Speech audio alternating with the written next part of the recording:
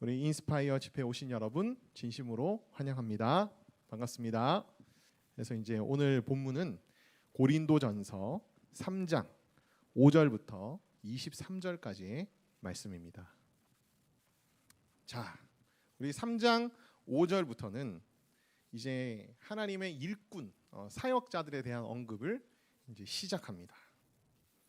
오늘 이제 제목이 터이신 그리스도 위에서 자라게 하시는 하나님이라는 제목이거든요. 네.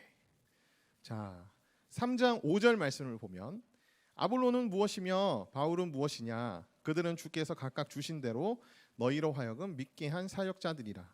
나는 심었고 아볼로는 물을 주었으되 오직 하나님께서 자라나게 하셨나니 그런즉 심는 이나 물 주는 이는 아무것도 아니로되 오직 자라게 하시는 이는 하나님뿐이니라. 여기서 이제 사역자들이라고 나오는 표현은 이제 먼지를 뜻하는 단어가 어군 중에 하나예요. 그러니까 이제 하나님의 사역자들은 먼지 같은 존재들이다. 그런 의미로도 이제 볼 수 있습니다. 그래서 이제 실제로는 이 단어가 어떤 의미로 이 당시에 이제 쓰였냐 하면은 이제 하인이나 종을 의미하는 단어인데, 여러분 이 당시는 그 로마 시대였고 신분사였기 때문에 하인이나 종은 먼지 같은 존재들이었어요. 그러니까 이제 이 먼지라는 단어가 이 단어의 사역자들이라는 단어의 어근으로 쓰여진 게 이제 어느 정도 여러분 이해가 가시죠. 그러니까 그만큼 이제 자라게 하는 데 있어서 하나님의 사역자들은 굉장히 미미하고 별것 아닌 역할을 한 존재라고 볼 수도 있다. 사도 바울이 이제 그렇게 얘기를 합니다. 그러면서 이렇게까지 사도 바울이 하나님의 사역자들에 대해서 좀 약간 비하하는 이유는 상대적으로 하나님을 더 높이기 위함이죠. 하나님을 더 부각하기 위함인데, 하나님에 대해서는 이제 뭐라고 말하냐 하면은 자라게 하시는 이는 하나님뿐이다 라고 얘기합니다. 근데 그렇다고 해서 하나님의 일꾼들이 뭐 아무 의미 없는 존재들이냐 그렇게 얘기할 수는 없죠. 어쨌든 이제 하나님께서 하나님의 자녀들이 자라나는 데 있어서 이제 사역자들을 사용하시니까 의미가 있는 거죠. 근데 하나님이 사역자들을 사용을 안 하면 사역자들 의미가 없는 존재들이 되는 거예요. 그러니까 사역자들 자체로서 가치가 있고 의미가 있다기보다는 하나님이 그들에게 뭔가 부여하시고 가치를 주셨기 때문에 그들이 가치가 있는 것이지, 그들 자체가 가치가 있는 것은 아니라고 이제 여러분들이 생각하실 수 있겠죠. 그리고 그들이 없어도 하나님 혼자서 심고 물 주고 자라게 하실 수 있습니다. 그런 의미에서 이제 없어서는 안 될 존재까지는 아니다. 사역자들은. 사도 바울이 이제 그렇게 얘기를 하는 거죠. 모든 사역과 열매의 주체는 하나님이시다. 사도 바울은 결론적으로 그렇게 얘기를 합니다. 그러면서 8절 말씀에 이제 이렇게 얘기해요. 심는 이와 물 주는 이는 한 가지이나 각각 자기가 일한 대로 자기의 상을 받으리라. 아무것도 아닌 존재들이긴 한데 하나님의 사역자들은 그래도 자기가 한 일에 대해서 하나님께서 상을 주실 거야. 그렇게 얘기합니다. 그러면서 사도 바울이 이제 이렇게 얘기를 하죠. 우리는 하나님의 동역자들이요 너희는 하나님의 밭이요 하나님의 집이니라 라고 얘기합니다. 자, 심는 이와 물 주는 이는 한 가지다 라는 얘기는 뭐냐면, 심는 이든 물 주는 이든 한 가지다. 그러니까 이제 목적과 그 다음에 동기에 있어서는 동일하다. 그렇게 얘기를 하는 거예요. 그러니까 이제 아볼로든 게바든 나든 매 한 가지나 똑같은 목적을 가지고 그 다음에 똑같은 동기를 가지고 사역한 것이다. 그러니까 누가 더 우월하고 누가 더 낫냐 이걸 재는 것 자체가 의미가 없다. 이제 사도 바울이 그렇게 얘기를 하는 겁니다.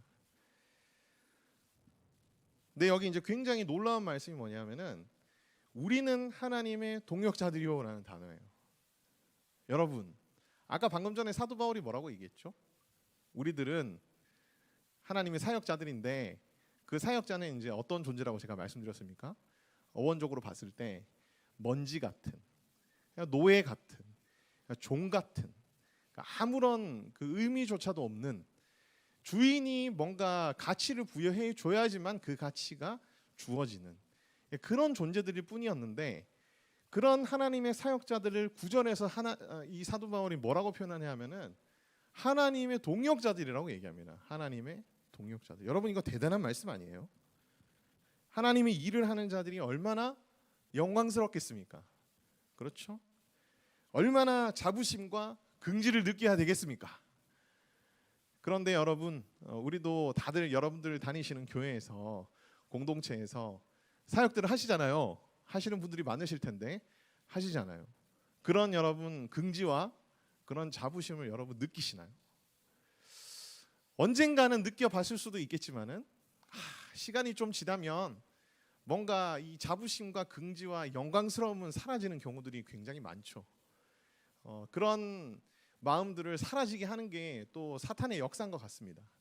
그러니까 우리가 늘 하나님의 동역자가 되었다는 사실을 얼마나 대단한 것이고 얼마나 귀한 것인지를 늘 상기하면서 여러분 그 자부심과 자긍심을 여러분들이 잃지 않으셨으면 좋겠습니다. 근데 그러면서도 사도 바울이 뭐라고 말하냐면은 너희는 하나님의 바치고 하나님의 집이다 이렇게 얘기를 해요. 그러니까 이제 하나님의 사역자들은 이제 하나님의 동역자가 되었어. 그래서 뭐 대단한 영광스럽고 자부심과 자긍심을 가져도 될 만한 그런 사람들이 이제 하나님의 사역자들이에요. 근데 이 사역자들이 하는 사역의 장소는 어디인가? 바치고 집인데 누구의 바치고 누구의 집이다? 그러니까 하나님의 바치고 하나님의 집이다. 그러니까 이제 영광스럽고 자부심과 긍지를 너희가 가져도 돼라고 사도 바울이 얘기하면서도 동시에 그렇다고 해서 자기 스스로를 너무 대단한 사람이라 여겨가지고 잘못된 길로 빠지면 안 돼. 너가 사역한 곳은 하나님의 집이고 하나님의 밭이야. 그러니까 너는 그냥 하나님이 주인이라는 걸 절대 잊어서는 안 돼. 이제 이렇게 사도 바울이 또 빠져나갈 구멍, 잘못 생각할 수 있는 그런 구멍들을 딱 이제 차단하는 그런 사도 바울의 표현들이 있음을 알 수 있습니다. 자기가 이룬 것이라 생각해서도 안 되고, 그 다음에 나의 주인이 누구인지를 이 하나님의 동역자들, 사역자들은 절대로 잊어서는 안 되는 거죠. 제가 오랫동안 이제 사역을 하면서 정말 기쁘고 즐거운 그런 일들도 많았지만은 안타까운 그런 상황들도 맞이해 본 경험들이 좀 있습니다. 최대한 이제 말씀 중심으로 하려고 하기 때문에 제 개인적인 사견은 사실 안 하는 게 좋긴 한데 어떤 친구가 이제 뭔가 교회에 좀 시험이 들었나 봐요. 교회에 시험이 들어가지고 자기는 이제 교회를 떠나겠다. 다른 교회로 가겠다. 그러면서 저한테 내가 냈던 헌금을 다 돌려달라. 그렇게 얘기하는 경우들이 있었습니다. 근데 의외로요 많아요. 이런 분들이 한국 교회에 굉장히 많습니다. 교회에 어떤 문제들이 생기면 자기들이 낸 헌금들을 다 돌려달라고 하신 경우들이 있어요. 실제로. 내가 헌금했고 내 열정을 쏟아부었다고 해서 내가 낸 걸 다시 돌려달라고 하는 거는 여러분 그 교회를 자기의 터와 자기의 집으로 생각한 거 아닐까요? 하나님의 집과 하나님의 밭으로 생각한 건 아니지 않을까요? 그렇죠? 그러니까 내가 섬기는 교회는 뭐 내가 싫든 좋든 그죠? 그곳은 하나님의 집이고 하나님의 밭입니다. 우리의 잘못으로 엉망진창이 됐다고 해도 그곳은 하나님의 집이고 하나님의 밭이죠. 그걸 우리가 이제 항상 잊어서는 안 됩니다. 저희 초등학생 아이들이 이렇게 뭐 학교에서 이렇게 교회 다니는 친구를 만나면 너 교회 어디 다니니? 그러니까 우리 아이들은 그 자기가 다니는 교회에 대한 굉장히 자부심이 있는 애들이거든요. 그러니까 되게 친구들한테 이렇게 너 교회 어디 다니니 얘기를 하면은 이제 자기에게 있어서는 제일 좋은 게가 자기 교회니까 굉장히 비교하면서 다른 친구가 다니는 교회를 자꾸 비하하더라고. 걔가 다니는 교회도 뭐 되게 큰 대형 교회거든요. 오륜교회나 뭐 명성교회나 이런 데인데 얘네들 그거 모르는 거지. 근데 다 하나님의 교회예요. 하나님의 교회. 교회가 힘들어도 그곳은 하나님의 것입니다.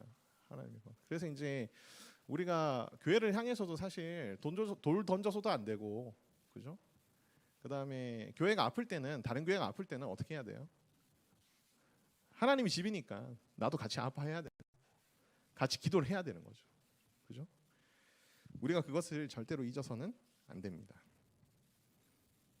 사도 바울이 하나님의 사역자, 하나님의 동역자들이라고 얘기한다고 해서 나와는 상관없는 일이야 라고 생각하시면 안 돼요. 하나님이 우리를 부르신 이유는 그냥 나 한 사람을 구원하시기 위해서만 부르시진 않으셨습니다. 우리를 예수님의 제자로 삼으시고 예수님이 하셨던 일들을 우리에게 이어가게 하시기 위해서 우리를 부르신 거거든요. 그래서 이제 우리는 어느 순간이 되면 이제 하나님의 사역자가 되고 다 하나님의 동역자들이 되기 시작합니다. 그렇죠? 그러니까 여러분 앞에 놓여져 있는 앞으로의 과정들이에요. 그러니까 이제 이 지금 말씀들을 그냥 뭔가 목사님과 같은 혹은 선교사님과 같은 그런 분들을 향한 말씀으로만 생각하지는 않으셨으면 좋겠습니다. 모든 성령을 소유한 성전인 여러분들이 다 하나님의 사역자고 하나님의 동역자신 거예요. 10절 말씀을 보면 이렇게 말합니다. 내게 주신 하나님의 은혜를 따라 내가 지혜로운 건축자와 같이 터를 닦아두매 다른 이가 그 위에 세우나 그러나 각각 어떻게 그 위에 세울까를 조심할지니라. 이 닦아둔 것 외에 능히 다른 터를 닦아둘 자가 없으니 이 터는 곧 예수 그리스도라. 그러니까 사도 바울이 고린도 교회를 처음에 이제 세울 때에 나는 어떤 역할을 한 사람이냐라고 이제 얘기하고 있습니다. 나는 지혜로운 건축자와 같이 터를 닦았다라고 얘기해요. 터를 닦았다. 여러분이 이제 요즘 뭐 재건축들 많이 하니까 가보면은 아파트 올라가는 거 금방 올라가거든요. 근데 이제 시간이 꽤 많이 걸리는 작업이 뭐냐면은 그 기초를 이렇게 눈에 보이지 않는 그 기초를 이렇게 쌓는 시간이 굉장히 오래 걸려요. 그게 굉장히 중요합니다. 왜냐하면 이게 제대로 안 닦여져 있으면 다 어떻게 돼요? 집이 허물어지고 무너질 수가 있거든요. 올리는 건 금방 올려요.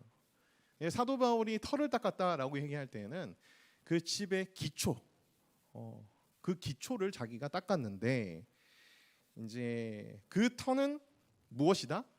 바로 예수 그리스도라고 얘기합니다.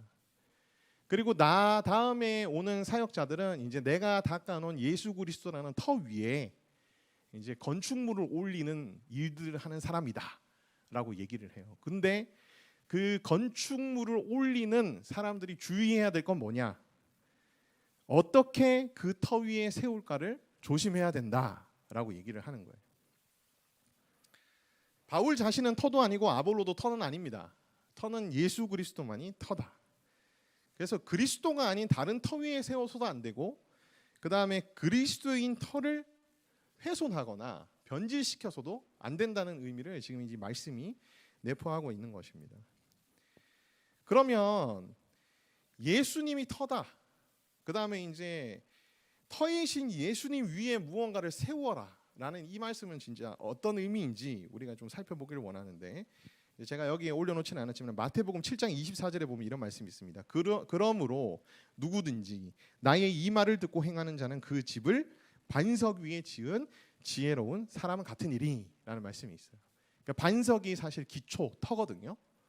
근데 나의 이 말을 듣고 행하는 자는 반석 위에 지은 거나 마찬가지다라고 이제 그렇게 평행구로 이제 얘기를 하는데 결론적으로 예수님께서 나의 말을 듣는다는 것을 뭐라고 얘기하냐면은 이제 반석 위에 세운다라는 것으로 이제 지금 얘기하고 계세요. 그래서 이제 터이신 예수 그리스도 위에 뭔가 건축물을 세운다라고 하는 의미는 뭐냐면 예수님의 말씀을 근본으로 삼고 예수님의 말씀에 벗어나지 않게 이제 가르친다라는 것을 이제 1차적으로 의미한다고 여러분들이 생각하시면 되겠습니다. 다른 이가 터이신 예수 그리스도 위에 세우는데 어떻게 그 위에 세울까 조심하라. 그러니까 이제 교회들마다 뭐 사역들이 되게 다양하잖아요. 그리고 교회들마다 이제 가지고 있는 사명들도 다르고 비전들도 아마 다 다를 겁니다. 거기에 따라서 사역의 색깔들도 좀 많이 달라지고요. 지향하는 바들도 많이 달라져요. 근데 어쨌든 그들이 사명으로 삼고 있고 비전으로 삼고 있고 그 다음에 사역으로 행하고 있는 것들이 과연 예수님의 말씀에 근본을 두고 있는 사역들이자 비전이자 사명이냐, 그죠? 그런 거에 따라서 이 교회의 사명과 사역들은 터이신 예수 그리스도 위에 잘 세워져 있구나라고 이제 얘기할 수도 있고 아닐 수도 있는 거겠죠. 뭐 어떤 분이 뭔가 설교를 하거나 가르칠 때, 그죠? 성경 중심적으로 가르치느냐에 따라서 터이신 그리스도 예수 위에서 잘 설교를 하고 가르치느냐 아니냐가 결정이 되겠죠. 그래서 사도 바울은 늘 이 터이신 그리스도 위에서 잘 세우고 있는지 하나님의 사역자들은 늘 스스로를 돌아보면서 경계해야 된다라고 그렇게 얘기를 합니다. 저희 이제 설교자들이나 목회자들 같은 경우는 스스로 이제 우리가 많이 경계해야 되는 부분 중에 하나라고 생각하는 부분들이 뭐냐면, 이거 뭐 저 혼자뿐만 아니라 모든 분들이 다 그렇게 생각해요. 한 구절을 읽고 자기 썰 풀면 그런 가르침을 과연 터이신 그리스도 위에 서 있는 가르침이라고 볼 수 있을까? 그렇게 볼 수는 없겠죠. 저희 스스로 이제 많이 좀 조심을 하는 편입니다. 자기가 하고 싶은 생각이나 주장을 위해서 성경 말씀 앞뒤 다 잘라가지고 그냥 갖다 끼워 맞추기 식으로 얘기를 해버리는 거. 그거는 이제 사람의 생각과 지혜를 위해서 성경 말씀을 이용하는 것이기 때문에 터이신 그리스도를 훼손하는 그런 행위가 될 수도 있거든요. 그러니까 제가 이제 뭐 비유를 들 게 사실은 뭐 저 같은 목회자들밖에 없어가지고 지금 얘기하는 거예요. 근데 뭐 저뿐만 아니라 뭐 꼭 목회자가 아닌 분들도 사역할 때 이제 그 사역의 원리, 마음 상태, 그 다음에 그런 것들을 다 어떻게 보면 터이신 그리스도의 말씀 바탕 위에 세워놓고 있느냐 아니냐에 따라서 우리가 과연 터이신 그리스도 위에서 잘 세우고 있는가를 판단할 수 있는 기준이 된다는 것입니다. 뭐 조금 예를 들면은 제가 이제 자주 주는 예인데, 예수님도 술 마셨는데 뭐가 문제야? 우리는 자유한 사람들이니까 취하지 말라고 했잖아 라고 얘기하면 여러분 그게 터이신 예수 그리스도 위에서 건축물을 잘 짓고 있는 것인가요? 틀린 말은 아니잖아요. 예수님도 포도도 마시셨고, 그렇죠? 성경에 또 너희는 자유하다고 얘기하고, 근데 이제 과연 이게 성경적인 어떤 원리에 입각한 행위이냐, 이런 게 우리 따져보고 얘기해야 되는데 굉장히 그냥 피상적으로만 얘기해가지고 그냥 자기를 이제 정당화시키는 어떤 논리로서 성경을 이제 이용을 해버리면 이게 과연 터이신 그리스도 위에서 우리가 과연 잘 세우고 있는 것이냐, 그런 질문을 이제 해볼 만한 얘기겠죠. 또 하나 이제 이 말씀을 보면서 제가 든 생각이 뭐냐면, 터 위에 이제 건축물을 올릴 때요. 여러분 이제 건축물을 올릴 때 보면은 이 골조를 얼마나 튼튼하게 잘 세우느냐, 이게 이제 굉장히 중요합니다. 그 골조를 잘 제대로 세우지 않으면 이게 올라가면 올라갈수록 하중이 커지잖아요. 그러니까 무너지기가 십상이에요. 지방에 얼마 전에 아파트가 무너져가지고, 그죠, 짓고 있는 아파트가 무너져서 굉장히 많은 사상자가 생겼던 적이 있습니다. 그리고 또 골조라든지 이런 부분에 있어서 이제 뭔가 문제가 많이 있었거든요. 이 골조에 해당되는 게 뭘까? 골조에 해당되는 우리가 개인적으로 뭔가 그리스도의 터 위에서 건축물을 세울 때 이제 골조를 세운다는 의미는 뭐냐면, 한편으로는 이 신학적인 어떤 바탕을 세운다라는 것으로 여러분들이 생각하셔도 됩니다. 좀 따분하지만 신학적이라고 얘기할 때 이제 우리 교리적인 어떤 부분들을 얘기하죠. 교리적인 부분들이 딱 세워져 있어야, 그죠? 성경을 해석할 때 있어서 이제 엇나가지 않게 해석하는 역할들을 하거든요. 그러니까 이런 부분도 이제 이 말씀 속에서 우리가 살펴볼 수 있는 그런 부분 중에 하나입니다. 20대에는 굉장히 많은 질문들이 샘솟을 때예요. 30대도 마찬가지고. 뭔가 우리가 이제 진리라고 하는 것을 어렴풋이만 알고 있다 보면은 이제 우리의 이성이 점점점 자라면서, 그죠? 성경 말씀에서 얘기하는 진리들은 말도 안 돼. 어떻게 내가 이런 걸 믿을 수가 있어? 그러면서 자기 안에서도 막 충돌되고 의심되고 막 회의감이 생기고 막 이러기 시작하거든요. 이게 어떻게 보면은 골조로 이제 제대로 세워놓지 않았기 때문에, 그러면 어느 순간에 어떻게 되겠습니까? 이제 어떠한 딱 크리티컬 포인트만 있으면 와르르 다 신앙이 무너지고 방황하기 시작하는 거예요. 회의감을 가지고 무신론자에 빠지는 친구들도 있습니다. 이 신학적인 골조 자체도 결국은 그리스도이신 터, 그러니까 성경 말씀 속에서 우리가 잘 닦아놔야 건축물들이 잘 세워질 수가 있다라는 것이 이제 여러분들이 꼭 명심하셔야 돼요. 그래서 여러분들이 개인적으로도 좀 노력을 많이 하시면 좋겠어요. 요즘은 이 교리적인 부분에 있어서도 굉장히 좋은 책들이 많이 나왔어요. 책 자체를 안 읽으니까요. 성경책도 안 읽는데 사실 뭐 그런 책들을 읽을 수 있을까라고 반문할 수도 있겠지만은 뭐 그런 것도 많고요. 그다음에 이제 요즘은 유튜브를 통해 가지고 굉장히 또 훌륭하신 분들이 사용을 많이 하세요. 물론 이제 우리가 좀 필터를 할 필요는 있지만은 필터만 잘 된다면 유튜브를 통해서도 이제 이런 부분들은 우리가 충분히 얻을 수 있는 것도 있고, 그다음 뭐 인스파이어로 오셔서 얻을 수도 있고, 그냥 노력만 조금만 하시면 우리가 터이신 그리스도 위에서 잘 세워갈 수가 있다. 그걸 여러분들이 꼭 명심하시면 좋겠습니다. 12절 말씀, 13절 말씀을 보면은 만일 누구든지 금이나 은이나 보석이나 나무나 풀이나 지푸로 이 터 위에 세우면 각 사람의 공적이 나타날 터인데 그 날이 공적을 밝히리니 이는 불로 나타내고 그 불이 각 사람의 공적이 어떠한 것을 시험할 것임이라라고 얘기합니다. 그러니까 이제 터이신 그리스도 위에서 금이든 은이든 보석이든 나무든 풀이든 뭔가로 이제 사람들이 세운단 말이에요. 세우는데 그냥 사람들이 볼 때는 오 되게 멋지고 화려하면 금으로 세운 것처럼 보일 수 있습니다. 근데 실제로 내실을 보면은 아닐 수도 있다는 거예요. 그러면서 사도 바울이 이렇게 얘기합니다. 각 사람의 공적이 나타나는데 그게 언제 나타나냐면 그날에 나타난다.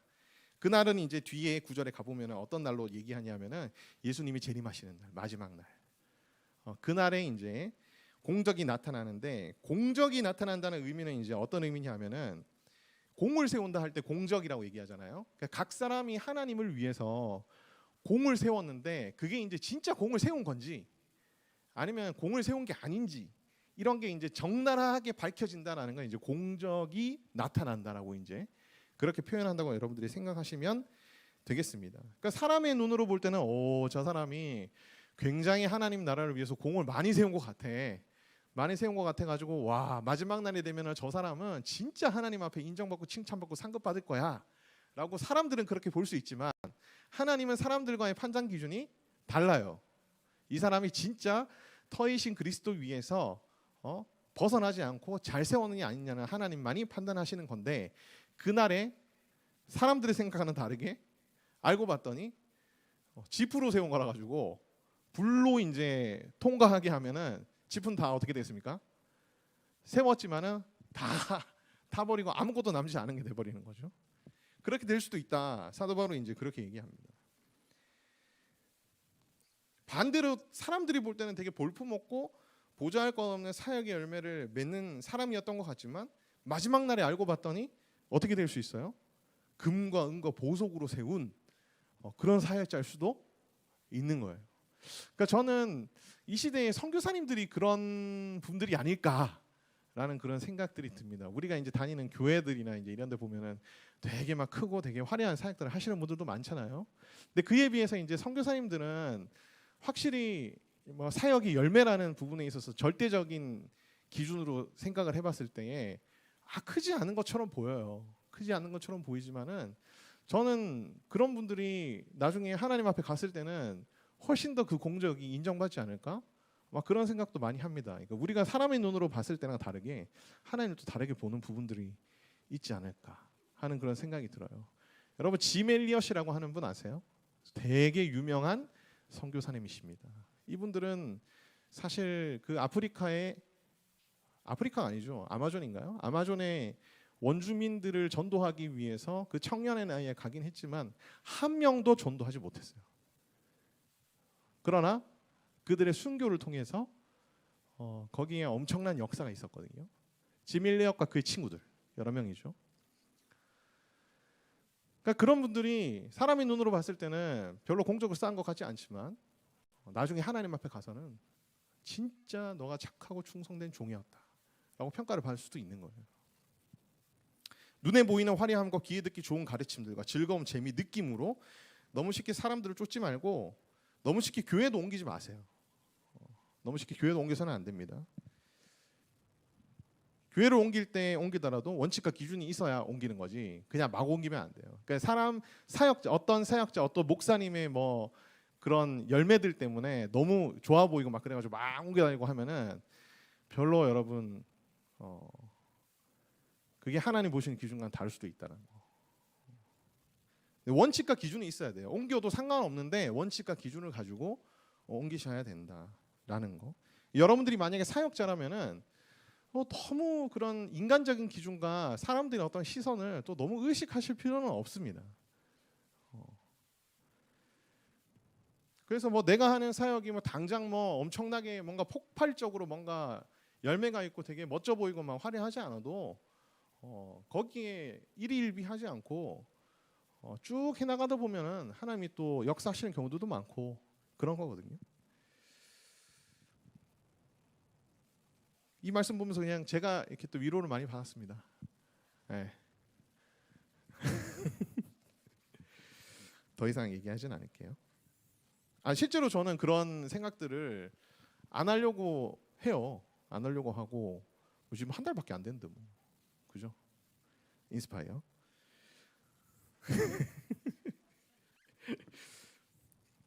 이제 이미 경험해 봤습니다. 제가 이제 공동체를 개척을 하고 그 다음에 그 공동체가 생각만큼 이렇게 뭔가 빠르게 뭔가 부응하지 않고 뭔가 남들이 볼 때 뭔가 화려하지 않는 것 때문에 저 스스로 굉장히 많이 주눅들었던 적이 있거든요.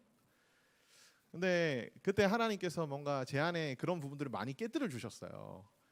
그러면서 이렇게 또 하나님이 하시는 일들을 제가 경험하면서 이런 것들을 내가 너무 의식하고 너무 생각하는 거는 뭔가 하나님의 기준을 자꾸 내가 생각하는 게 아니라 너무 사람의 기준을 의식해서 내가 그런 게 아닌가 그런 생각들을 할 때가 되게 많았고 그런 부분에서 많이 깨지다 보니까 지금은 뭐 별로 그런 게 없어요. 14절 말씀 보겠습니다. 만일 누구든지 그 위에 세운 공적이 그대로 있으면 상을 받고 누구든지 그 공적이 불타면 해를 받으리니 그러나 자신은 구원을 받되 불구한 데서 받은 것 같으니라. 여기서 이제 해당 대상인 사람들은 구원이 전제된 자들입니다. 구원이 전제된 자들. 여기서 이제 공적이 불타면 해를 받는다. 그러나 자신은 구원을 받긴 받는다. 이제 그렇게 얘기하잖아요. 그래서 이제 이거는 구원에서 탈락된 불신자들에 대한 말씀은 아니에요. 그러니까 이제 우리가 예수 그리스도를 믿고 예수님의 제자들이 된 사람들이라면 누구나 다 그날에 그들의 공적이 어떻게 된다는 겁니까? 시험을 받게 된다는 겁니다. 목사가 아니어도 상관없이 시험을 받게 된다는 건데 공적이 불타면 해를 받는다. 해를 받는다고 할 때 이제 이 해는 뭐냐면은 손해 혹은 손상이라는 뜻이에요. 형벌은 아닙니다. 형벌은 아니고 그러니까 실상 세운 것들 했던 것들이 다 타버렸을 때 여러분 어떻게 되겠습니까? 스스로 되게 부끄러울 수 있겠죠. 혹은 뭐 수치스러움을 자기 스스로 느낄 수도 있겠죠. 그런 의미로 신학자들은 이제 이 구절을 많이 해석합니다. 그러니까 형벌, 뭐 지옥의 형벌 이렇게 이제 생각할 필요는 없어요. 사람에게 잘 보려고 사람에게 인정받으려고 사역하다가 주님의 인정을 못 받을 수가 있다. 그건 이제 우리가 꼭 명심했으면 좋겠습니다. 16절 17절 말씀으로 넘어가 봅시다. 그럼 이제 하나님이 인정하시는 공적은 뭘까? 너희는 너희가 하나님의 성전인 것과 하나님의 성령이 너희 안에 거하시는 것을 알지 못하느냐. 누구든지 하나님의 성전을 더럽히면 하나님이 그 사람을 멸하시리라. 하나님의 성전은 거룩하니 너희도 그리하라.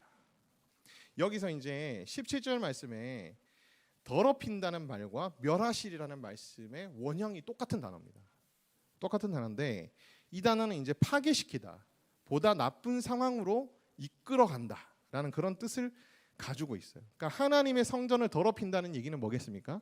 하나님의 성전을 파괴시키거나 혹은 이제 하나님의 성전을 보다 나쁜 상황으로 이끌어가거나 하면 하나님이 그 사람을 어떻게 하신다는 거예요? 파괴시키거나 보다 나쁜 상황으로 이끌어 가신다. 이제 그런 의미로 여러분들이 생각하시면 되겠습니다. 근데 그렇다면 하나님의 성전은 과연 뭘까? 하나님의 성전은 바로 16절 말씀에 보면 너희가 하나님의 성전인 것과 하나님의 성령이 너희 안에 거하시는 것을 알지 못하느냐라고 얘기합니다. 그러니까 이제 모든 그리스도인들을 얘기하는 거예요. 그리스도인 한 사람 한 사람이 성전이고 그 다음에 그 속에 성령님이 계신다. 그러면 이제 하나님의 성전을 더럽힌다는 행위는 결국 뭐겠습니까? 하나님의 성전을 더럽힌다. 1차적으로는 성령님이 계시는 그리스도인을 실족시킨다. 혹은 공격한다. 이제 그런 의미로 우리가 받아들일 수 있겠죠. 혹은 그리스도인들이 모여 있는 공동체나 교회를 공격하고 파괴시키려는 행위도 다 하나님의 성전을 더럽히는 것으로 우리가 이해할 수 있습니다. 결국 이 말씀은 뭐냐면 그리스도인들과 그 다음에 하나님의 공동체들을 공격하지 말라는 거예요. 실족시키지 말라는 겁니다. 고린도 교회는 파당을 형성해가지고 서로 공격하고 있었어요. 그죠? 사도 바울이 이제 이 말씀을 통해서 고린도 교회의 성도들에게 하는 얘기가 뭐냐면 너희가 파당을 형성해가지고 서로 그렇게 분열하고 공격하는 것은 하나님의 성전을 어떻게 하는 것이다? 파괴시키는 행위야. 파괴시키는 행위야. 하나님이 정말 싫어하시는 행위야. 라고 이제 사도 바울이 얘기하고 있는 겁니다. 또는 마지막에 여러분 하나님의 성전은 거룩하니 너희도 그러하니라 라는 표현이 있죠. 그러니까 이제 이 배경적인 부분에서 보면은 파당을 형성해 가지고 분열해서 서로 공격하는 것이 이제 하나님의 성전을 더럽히는 건데 일반적으로는 여기 이제 너희도 거룩해져야 된다라는 표현을 하는 거죠. 그러니까 너희가 거룩하게 행동하지 않으면 어떻게 된다는 거예요? 하나님의 성전이 더럽혀진다는 거예요. 너 스스로도 더럽혀지지만 너가 아무렇게나 행동하고 거룩하지 않게 행동하는 것 때문에 다른 하나님의 성전들도 어떻게 된다? 파괴되고 안 좋은 쪽으로 나쁜 상황으로 이끌려가게 된다라고 이제 사도 바울이 얘기하는 것입니다. 우리가 자유롭게 됐다고 해서 아무렇게나 행동함으로써 다른 사람들을 이제 실족하게 하는 경우들이 많이 있죠. 그 실족시키는 행위를 통해 가지고 성도들이 많이 힘들어질 수가 있어요. 이 이야기는 이제 5장, 6장, 7장, 8장에 쭉 이제 사도 바울이 얘기하기 시작할 거예요. 그래서 뭐 너희가 우상에게 바쳐진 제물을 먹는 문제에 대해서 근친상간과 그 다음에 동성애를 하는 행위에 대해서 뭐 이런 부분에 대해서 너희가 자유해졌다고 해서 아무렇게나 행동하면 다른 사람들을 실족하게 하고 그것이 곧 하나님의 성전을 더럽히는 행위고 그걸 하나님은 묵과하시지 않을 거야 라고 이제 사도 바울이 미리 앞서서 지금 얘기를 하고 있는 것이죠. 그래서 여러분 우리가 하나님이 인정하시는 공적을 쌓는 사람이 되려면 주의해야 될 게 뭐냐면요. 하나님의 성전을 더럽혀서는 절대로 안 된다. 특히 실족시키는 죄에 대해서 우리가 경계해야 될 필요가 있다. 또 하나는 뭐냐면 자기 스스로 거룩을 위해서 열심히 나아가면서 혹시나 거룩하지 못한 부분 때문에 다른 사람에게 시험 주지 않을까 조심해야 된다는 거예요. 우리가 하나님의 나라를 위해서 공적을 세우기 위해서는 이 두 가지를 여러분들이 늘 주의 깊게 생각하셔야 된다는 거죠. 시간이 오늘 되게 빨리 가네. 자, 38절 3장 18절 아무도 자신을 속이지 말라. 너희 중에 누구든지 이 세상에서 지혜 있는 줄로 생각하거든 어리석은 자가 되라. 그리하여 지혜로운 자가 되리라. 이 세상 지혜는 하나님께 어리석은 것이니 기록된 바 하나님은 지혜 있는 자들로 하여금 자기 꾀에 빠지게 하시는 이라 하였고 또 주께서 지혜 있는 자들의 생각을 헛것으로 아신다 하셨느니라. 자, 스스로 똑똑하고 잘났다고 생각하는 그리스도인들 오히려 교회에서 리더가 되면은 성경의 가르침을 훼손하거나 사람들을 더 실족해하는 경우들이 많은 것을 보게 됩니다. 왜냐하면은 자기 생각이 맞다고 생각하거든. 성경에서 얘기하는 거를 그대로 이제 받아들이기보다는 그냥 자기 중심적으로 그냥 해석을 해버리는 거죠. 그래서 지혜 있다고 생각하는 사람이 오히려 문제를 일으키는 경우들이 많이 있다. 그래서 이제 사도 바울은 오히려 어리석은 자가 되라는 거예요. 자기 스스로 아무것도 모르고 무지한 자라고 생각을 해야 성경 말씀에서 얘기하는 그 가르침들을 어떻게 할 수가 있다? 겸손한 마음으로 수용할 수가 있는 것이다. 수용할 수가 있는 것이다. 스스로 되게 영성이 있고 믿음이 남들보다 뛰어나다고 생각하는 사람일수록 자기도 모른 채 나락으로 빠지는 경우들이 많습니다. 여기서 이제 18절에 자신을 속이게 된다고 얘기하고 19절에 자기 꾀에 빠지게 된다고 얘기하고 20절에 실상은 그게 헛것이다 이제 이렇게 얘기하죠. 하나님 앞에 공적을 세우려고 하는 사람들은 말씀 앞에서 겸손한 자세를 항상 유지해야 합니다. 나는 어리석으니 주님 말씀하셔서 주님의 말씀의 지혜로 나를 충만하게 채워주시고 내가 배우고 듣겠습니다. 라는 그런 생각을 항상 가지셔야 된다.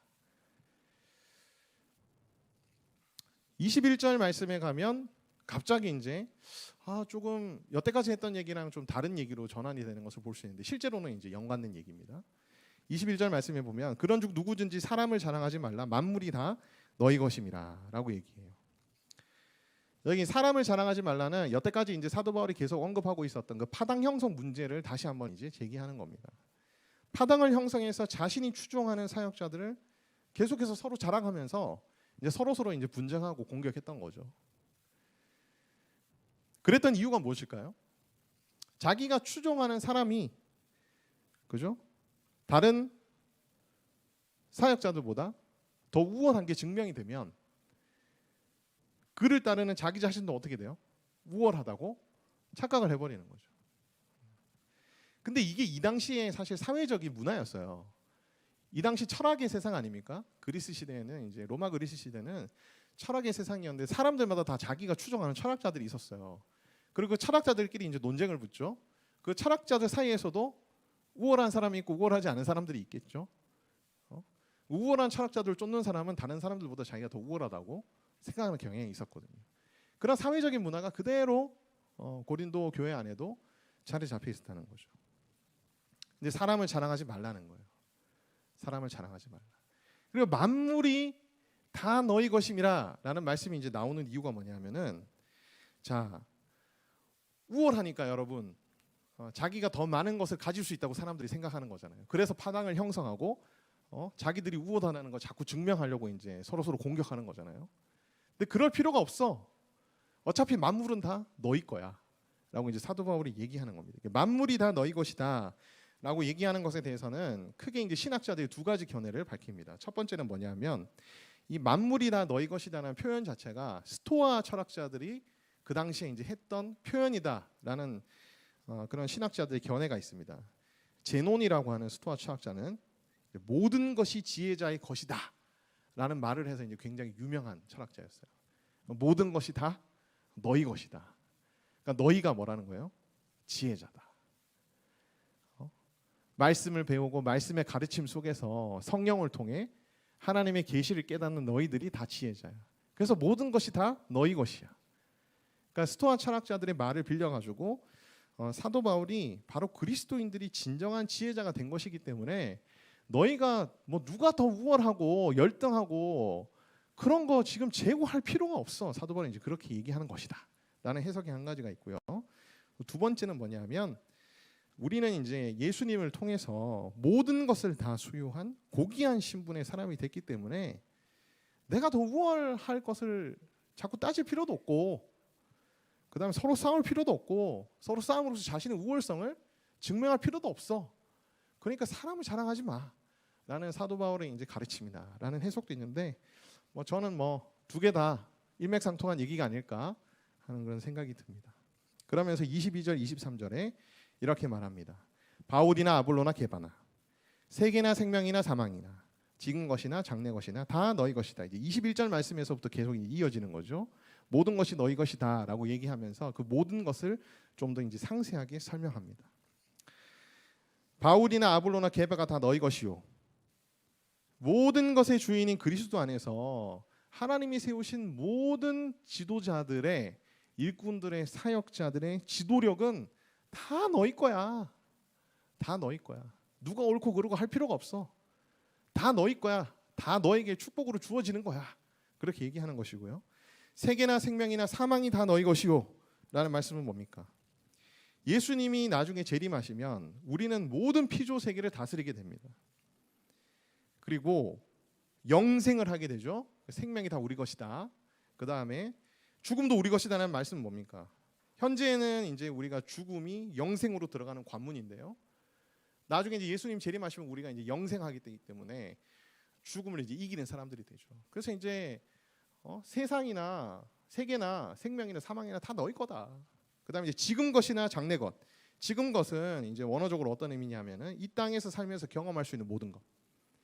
그다음에 이제 장래 것은 뭐겠어요? 나중에 이제 천국에서 우리가 경험하게 될 모든 것. 다 너희 거야. 다 너희 거야.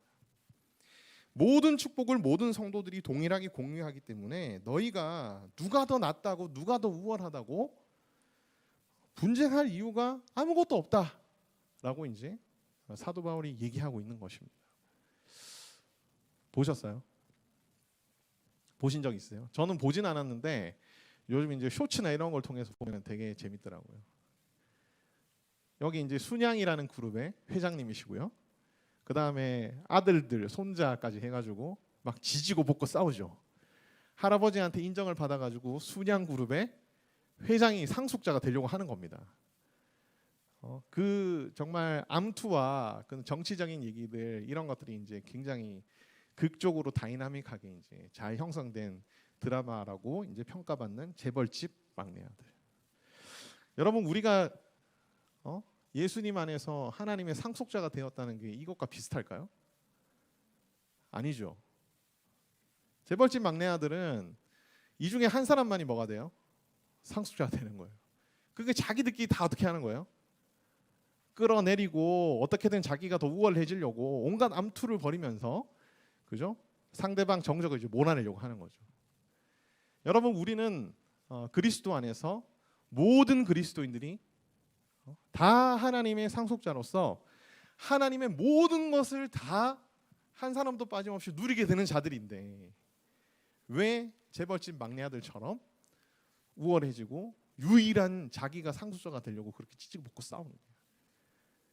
사도 바울이 이런 식으로 지금 그 3장 5절부터 23절까지를 쭉 전개해 나가면서 이제 고린도 교회들을 향해서 이제 권면하고 있는 것입니다. 결론. 하나님만이 우리를 어떻게 하신다? 자라게 하신다. 근데 우리가 자라나려면 어디서 자라나야 된다? 터이신 그리스도 위에서 자라야 돼요. 다른 데서는 자랄 수가 없습니다. 터이신 그리스도 위에서만 우리는 자라날 수 있어요.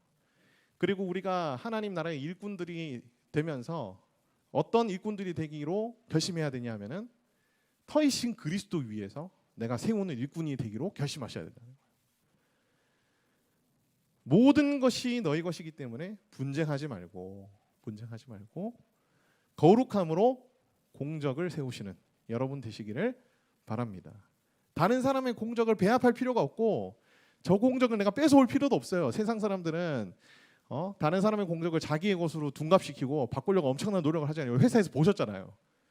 정말 없애버리고 싶은 그런 사람도 있잖아요. 그죠? 우리는 교회에서 그럴 필요가 없다는 거예요. 인정해주고 축복해주고 칭찬해주고 나는 나대로 내가 하나님 앞에서 공적을 세우고 거룩함으로 세우고 한 영혼을 천하보다 귀하게 여기면서 실족하지 않기 위해서 최선을 다 그렇게 나아가면은 하나님 앞에서 인정받는 금과 은과 보석으로 공적을 세운 사람이 될 수가 있다는 겁니다.